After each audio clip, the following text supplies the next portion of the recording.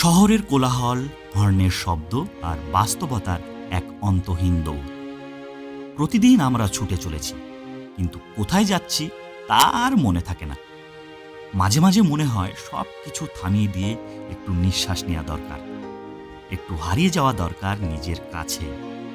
সেই খোঁজেই আমরা বেরিয়ে পড়েছি আজ এক অজানা গন্তব্যের দিকে, যেখানে নেই কোনো ভিড়, নেই কোনো কোলাহল, আছে শুধু সমুদ্রের অন্তহীন ডাক, বাতাসের নরম স্পর্শ আর এক অদ্ভুত শান্তি যা ভাষায় বোঝানো যাবে না। মানে এখন কোন জায়গাটায় দাঁড়িয়ে আছি একবার দেখুন। ওফ, সত্যি এক আলাদাই এক্সপিরিয়েন্স।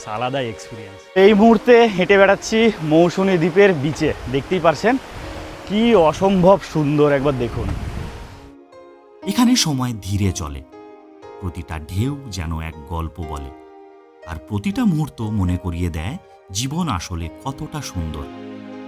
এই যাত্রা শুধু একটা জায়গায় পৌঁছানো নয়, এটা একটা অনুভূতি খোঁজার যাত্রা, একটা মুক্তির গল্প।